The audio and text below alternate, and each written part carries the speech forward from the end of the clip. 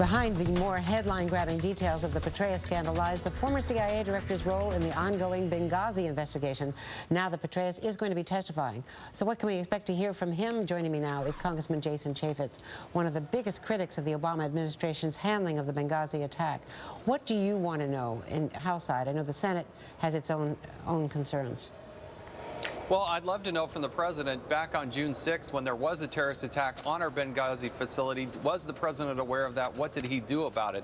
And then during the attack itself, it does not appear, based on the information the Department of Defense revealed on Friday, that the president took any action or gave any directive for our military to go in and engage in the firefight and extract our forces. And then the third part I want to know about is, why did the president mislead the American people about what happened on the ground? Because it was clear that the intelligence officers, the State Department, was able to witness this in real time. There was no indication that there was a mob. There's no indication that a video was the genesis of this. Why did the administration for weeks mislead the American people?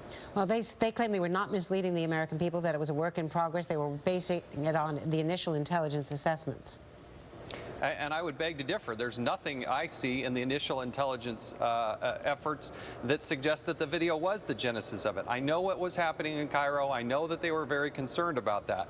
But what is crystal clear is that immediately they knew, because they testified in the hearing we had before the election, that they were witnessing this in real time, and that all of those indications were that this was a very orchestrated, very sophisticated attack on the compound that went on for hours and hours and hours. This was not a mob gone wild. It was not a video that was sparking this spontaneously. And Congressman, you've had your own hearings with Darrell Issa, and there have been complaints from the Democratic ranking members that they were not involved in either the witness lists or the briefings by the witnesses or questioning leading into it. What do you think of Senator McCain and Senator Graham, who are calling for a select committee, which would be perhaps a joint committee, House and Senate, bipartisan, bicameral, to have one group like a Watergate panel or an Iran-Contra panel to look into Benghazi? The first part of your question, I would beg to differ. The Democrats were there when I visited, for instance, with Eric Nordstrom. We were there hand in glove together. They did get to participate in our witness list.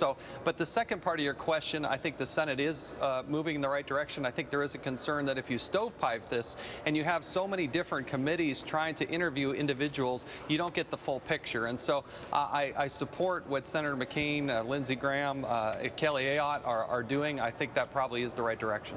Congressman, thank you so much. Thanks for being with us today. Thanks, Andrea. Thank you. And we're only minutes